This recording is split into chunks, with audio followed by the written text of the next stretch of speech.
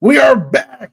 Boy Green meets Woody. On Tuesday, we talked about the babies. All right. The top 5 players under 25. Yes, hustle the baby. Don't say a word. Boy, you're going to buy you a mockingbird. But now we are talking not the adults because Aaron Glenn, he hates those. He hates those. We're talking about toddlers. All right. They are just merely over 25. All right. Not too many players older than that on the team. So we're talking about the toddlers. Who are our favorite toddlers on the New York Jets? Catch it right here. Boy Green meets Woody. Can you guys help us get a Jet chant here? Yeah, going. Oh. Okay, yeah. Come on in. Yeah. Okay, let's go! J-E-T-S, Jets, Jets, Jets! Let's go! J-E-T-S, Jets, Jets, Jets! Let's go! There you go, Woody! Third Party Thursday. Chris joining us here on the program with a capital P here on the program. Jake Asman, come on down. How you doing, good sir? Wow, what an intro. I mean, Boy Green is known for having the intro, but Woody, that was unreal, man. Thanks for the kind words, son. We are men of many names. My favorite Austrian Jets fan right there, baby. Boy Green. It's Woody.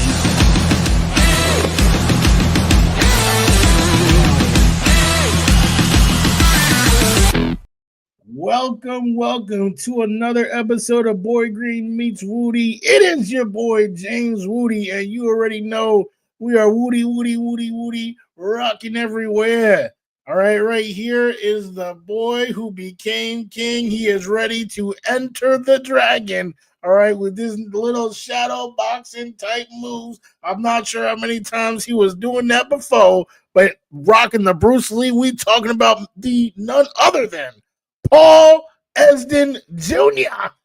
How you doing, my good sir? I have a pressing question. I was just watching that Boy Green Meets Woody intro, which we've seen hundreds of times. And when I go, Brandon Pacris with a P, and everyone's looking at me saying that crazy thing. But then looking at you, where did that floral button-down shirt go, Woody? Is that in the back of the closet? I haven't seen it rotate back this way yet. So you may want to work that back into the rotation. That was a fan favorite. Absolutely. I appreciate that, man. I appreciate that. The wardrobe people, they don't really give me too many options. I feel like I do just be rolling through the same few shirts. But yeah, I'll definitely see what I can do. Have my people, scrounge it up.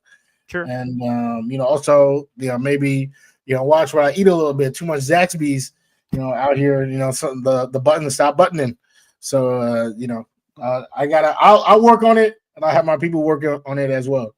Thank you for the Southern references. No one around here in New York knows what a Zaxby's is, and I've dropped that a few times. They're like, huh? I'm like, never mind. You wouldn't get it.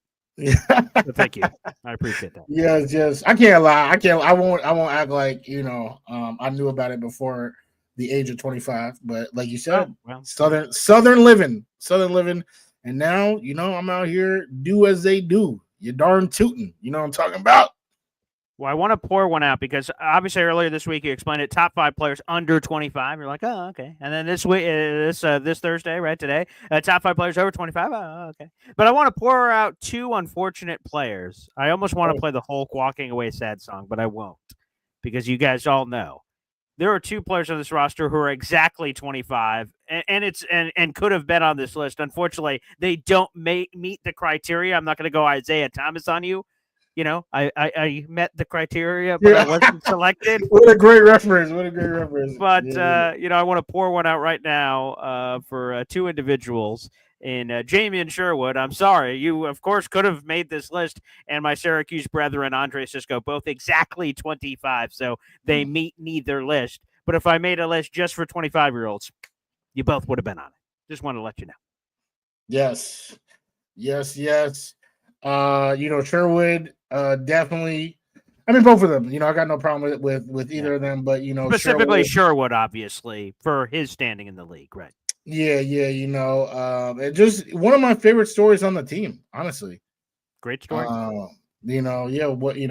Where he came in as and what he currently is doing and getting paid to do. The zeros in his bank account. Definitely. I'm happy for him and excited to see what the future holds. Because honestly, this is just the beginning, right? This is year one of that new contract. So 100%. definitely pouring out for Sherwood. He definitely would have made the squad for me. All right. So who's going first here, Woodster? I think I went first last time. Oh, so you're a fair man, or are you saying, "Hey, I went first last time, and I'm going first again"? Yeah, imagine that would be pretty crazy. Yeah. No, yeah, I was gonna give it to you. Oh, shucks. All right. Mm-hmm. Let's hit it. Number 5. Number 5 on this list of old men on the roster. All right. Justin Fields, baby. JF7. QB. Former first-round draft choice. The second most rushing yards ever in a single season for a quarterback in NFL history. How does Justin Fields not make your top 5? Not 1, not 2, not 3, 5 top. 5 top. Going 5. Top 5. Justin Fields. JF7 equals MC squared equals 5. Boom. All right. How did he not? Pretty easily, I would say. Oh, wow. Okay, so yeah, I mean- you're going to talk about him a little bit later in the list. I understand. Gotcha. Loud and No, clear. like, he doesn't make the top 5. That's what I'm saying. Like, it's very easy. I actually feel like it's pretty hard. I don't know which of these guys you left out, but none of them have struggled as much and as clearly as Justin Fields has consistently struggled. But we'll see. Hot damn. Okay. Well, here's yours. Number 5. Give me a guy who I was gutted when they drafted him. Gutted. Yeah, because I wanted JSN. I was super excited to have JSN. Oh, I see. Before that there was Broderick Jones people were talking about, but I was more of JSN, Garrett Runmate, just have them just from college to the pros. But no, they said, hey, somebody who you had not heard about or prepared for at all. His name is Will McDonald IV, and he's pretty good.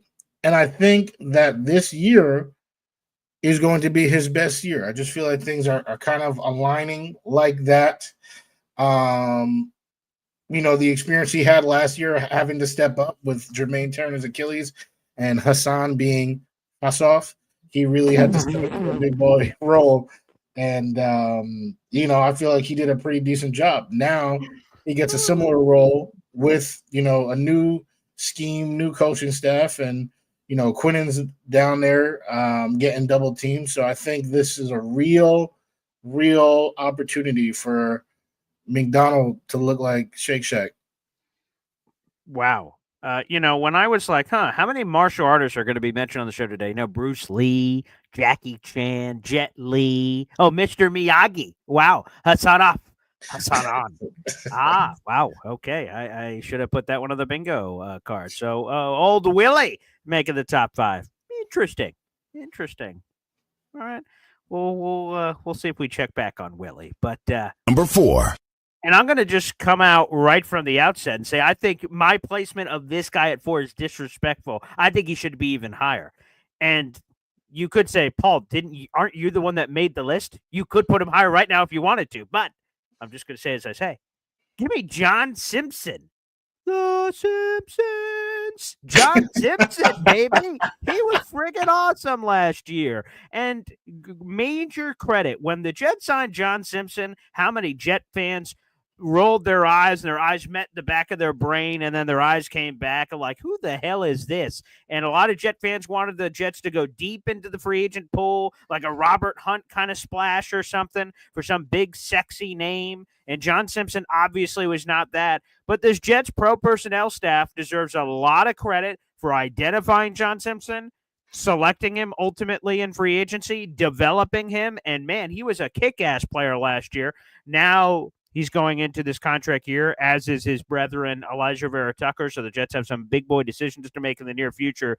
But John Simpson was awesome. He brings this physicality. He's a tone setter on the offensive line. I think that's infectious to his teammates. And I think that's something this Jets pro personnel staff loved last year, and it worked. with a lot of these guys stepping up their game. Not everyone did, of course, as we saw some of the offensive line play and decisions last year. But, yeah, I love John Simpson. So number 4 on this list, and, again, should have been even higher. Damn. I wonder if we have one of the same person on our list. Oh, damn. You don't have John Simpson in your top 5? John Simpson might be lower than Fields. But wow. there's a Okay, guy so with we have some different. sense. That's good. That's good for the list. Different. Yeah. Different. Okay, well, next. Number 4. Whew, this is somebody who I enjoy a lot. Big fan of him personally, right? On the field, off the field. And I liked him so much so that I actually tried to sneak him into the under 25 list. Give me at the exact same spot of that list. On this list, number 4, none other than Jermaine Johnson. This guy is a dog. Former Pro Bowler. I know he's an alternate, but come on now. He is just a factor in the run game, a factor in the pass rush, an absolute beast. He comes here with the right mentality. That's my favorite thing about that draft class. That those first 4 picks really came in wise beyond their years. With just a level of maturity you don't often see. And Jermaine, from that standpoint, might actually be the cream of the crop. So give me Jermaine Johnson.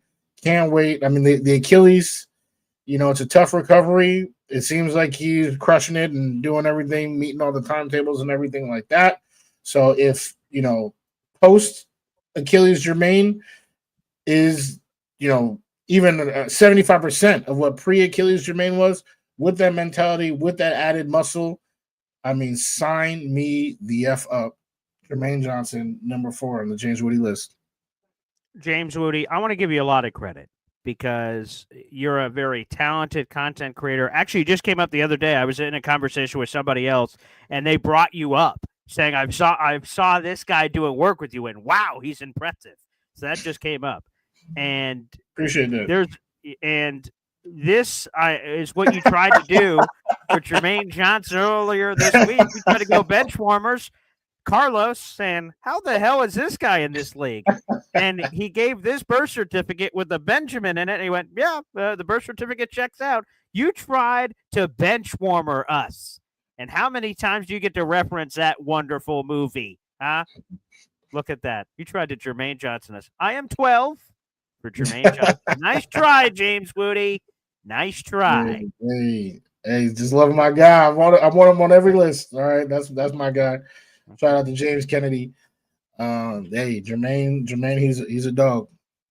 Again, I can respect that, Woody. You didn't need it on this list. He was more than old enough.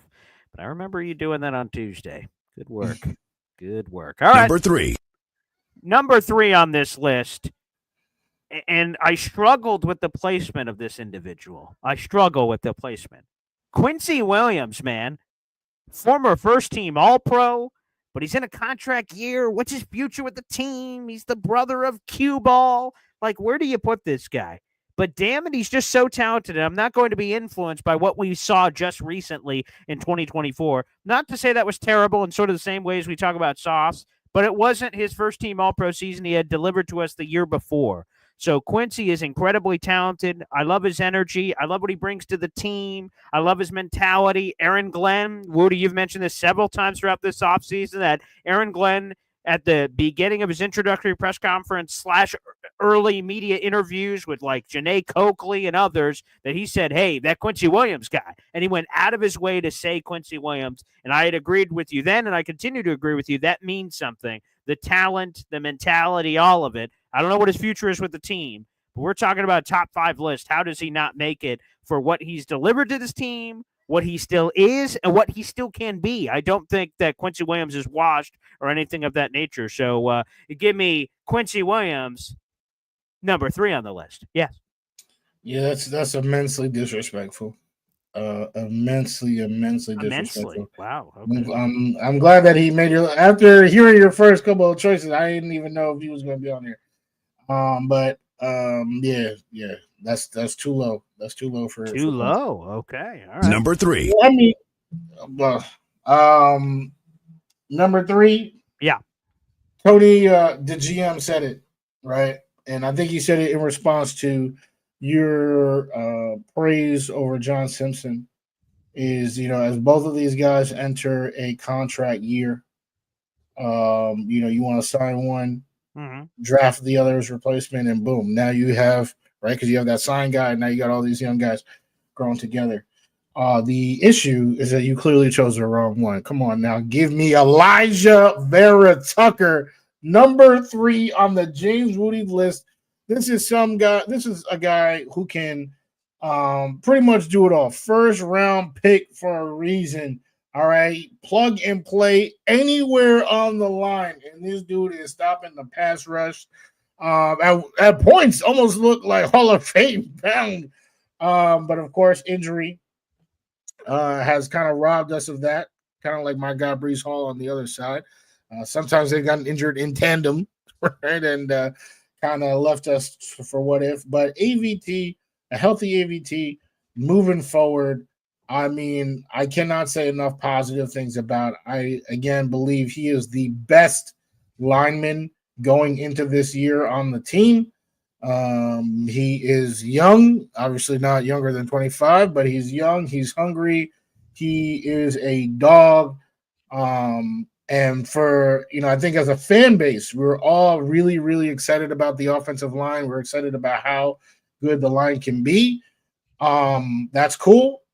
I think AVT is the best player on that line and the biggest reason for us to be excited for what the offense can be this year. So give me Elijah Vera Tucker, number 3 on the James Woody list. That's interesting. Wait a second.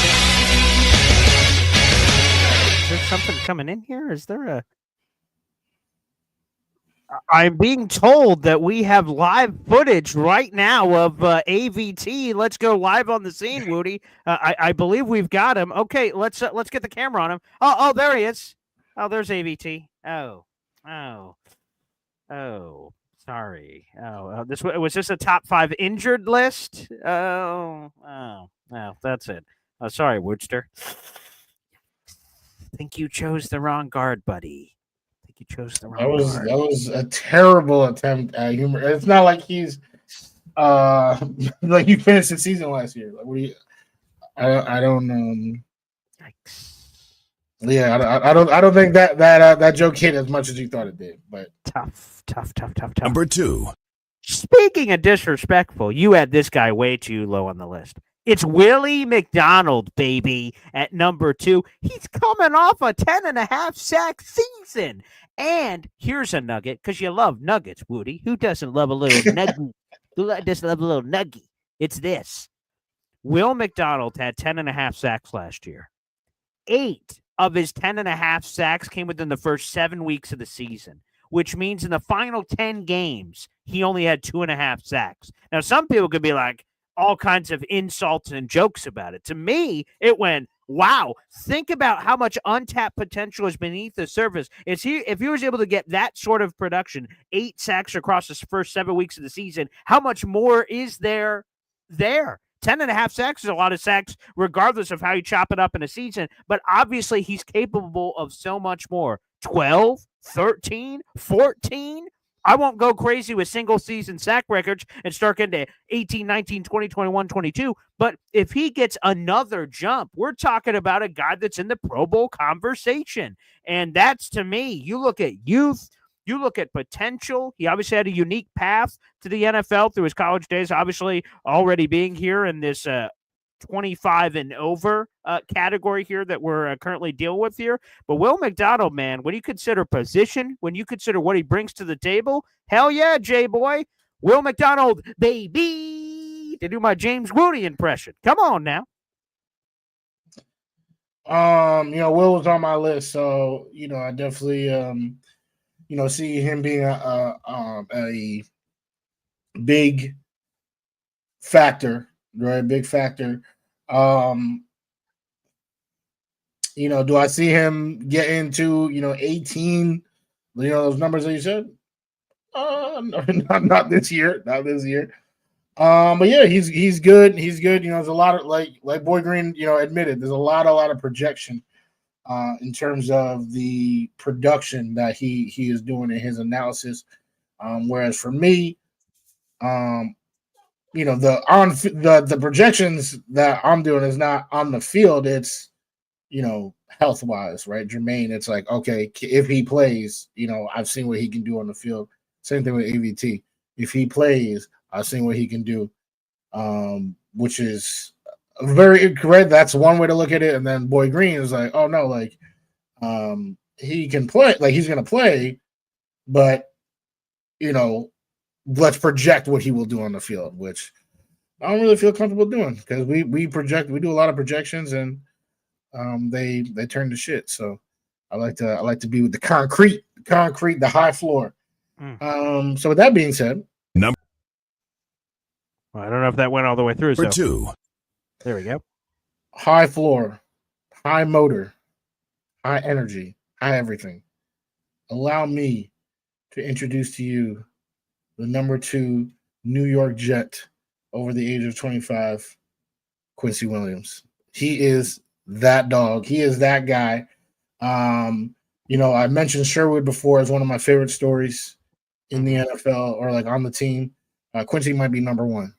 Come on now. One team's trash is another team's treasure. Jaguars discarded him, just disrespected him, and most of us, let me not even speak for anyone. I'll speak for myself. Oh, we got Quinn's brother. That's cool. Okay, that's nice. No, this guy, under the tutelage of our fallen captain C.J. Mosley, this guy became an All-Pro and one of the best linebackers in the entire NFL. And we talked about this last episode on Tuesday about, Sauce, Brees, Garrett, whoever, can we say that they're a candidate to be the best in the league at their position? And for Quincy Williams, I say a resounding yes. Coming into last year, it was, Fred Warner. That was the conversation. It was Fred Warner or Quincy Williams. And then, of course, his coach gets fired. I don't think enough people take that into consideration. Even for your McDonald's stat, those weeks, those are solid weeks. And then Salah's gone, and then just boom, So I think those are things worth taking into consideration, which is another reason why I didn't completely dookie on the prospect of him bouncing back, because he's going to have a coach this whole year. So Quincy, he's going to have a coach this whole year. Great in coverage, great tackler. We already know about the tackling, forcing fumbles. I mean, there is no weakness to this guy's game. And the only reason why he's not number 1 is it's through no fault of his own. It's just the God-given ability of the next person on the list. That's for sure. A couple of things here. First off, we're streaming live in 5 different places: my YouTube, Twitter, and Instagram, Woody's Instagram, and Woody's YouTube channel at Take Flight Talk, baby. And I love seeing in the comment section that so many people are not on the Boy Green channel, but rather at Take Flight Talk with Chris, Danger Zone, some more Chris, some more Danger Zone as well, and everybody. And Sharon, Sharon, of course, Sharon, yes, baby. And wanted to shout out Sharon, actually. Sure. She said it was the 29th winning anniversary with her and her husband. Oh, congratulations. So happy belated anniversary to you guys, Sharon. Hope you guys had a great time. So make sure you guys like the video, hit subscribe if you're watching on YouTube, and also I see you on my channel as well. Woody gave you a shout out earlier. James Kennedy. Love to see it, baby. Thank you very much. All right, without further ado, let's get to number 1. Come on now. Me and Woody never agree on anything. Obviously, look at his godforsaken list he's going to have to bring to his church when he's confessing his sins. But number 1, we're all agreeing. It's Cue Ball. It's Quinnen Williams. He has the history. He has the accolades. He has the production. He has the largest contract in Jets franchise history. He has the largest APY in Jets franchise history. He's the man. And I don't blame him at all for yipping this offseason like, oh boy, another rebuild? Like, come on, man. This guy's invested. He's played on some shitty-ass teams with some shitty-ass quarterbacks. He's been giving his blood, sweat, and tears and everything for this franchise, and I can understand the frustration because he's passionate. And to me, I love the passion. I love the guys that are obsessed with winning. Same thing with Garrett Wilson. So many people blow up Garrett Wilson and some of his tirades and things of that nature. He cares about winning so much. And so does Quinnen Williams. So, yeah, Quinnen is number one on this list, and I don't think it's particularly close. I was about to start going, and then you said that last sentence. Yeah, it might be close. I don't know. Number 1. It's it's Quinnen. My favorite Jet. Right, if I were to open this door just so slightly, the very first thing you would see is the Quinnen Williams jersey, that I have. My favorite Jet, one of the longest tenured Jets. Yep, wholeheartedly agree with Boy Green, saying there was no blame or fault or disdain with him being upset about the prospect of another rebuild. I'm still upset. As Yo Holmes like to point out, what are you going to complain about now? I'm still upset. So Quinnen being upset is nothing wrong to me. I would say that resume wise, like pretty much every way you measure, you can tangibly measure something. Quinnen is the best. I think he enters this year as a top 4 player at his position, which I personally would still argue Quincy is, but for everybody else that we've named, there's no argument that I can see to make that claim. Quinnen, he is the dog, he is the captain, right? Like he is just the guy, and I want so bad, like how we all wanted for CJ Mosley, we wanted him to see the ship get turned around, right? That's why he was here. I feel like with him gone, that now gets bestowed upon Quinnen, who has always wanted it. He was here longer than most, so he also wanted it. But, he has the contract that hopefully they can make it happen. So, Quinnen, top dog, arguably the best Jet, regardless of age. It's something, obviously Sauce would have something to say with that, but Quinnen is in that discussion. When you're that good, of course, now when we start talking about ages, he is the best. He is the guy. He is the flag bearer. And hopefully we can turn it around during his tenure. No question about it. Same way I obviously CJ Mosley was older when you're having those sort of chats, like you want to win so badly for him. But Quinnen then goes to the next rung now that CJ Mosley is no longer here from that perspective. So 100%. Let's end here, Woodster. We've talked about it on our own respective shows, but I don't believe we've talked about it together yet as a collective group. Me and you are partnering up. We're putting our 2 rings together and joining some super team of some kind. And booyah, baby. We're doing a Boy Green Woody Jets game and tailgate spectacular. Feel free. Jump on this train. 2-2. Yeah, 2-2. $600 of value for literally just $20. It's the best deal that I'm aware of. I mean, we're talking about you can bring somebody on a date. You out here trying to match somebody. Try to show some raise.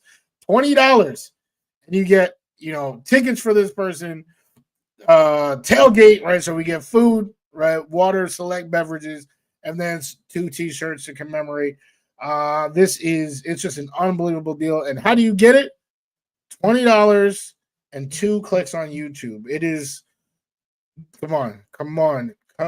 You got to do this because it's just right in front of you. The value is undeniable.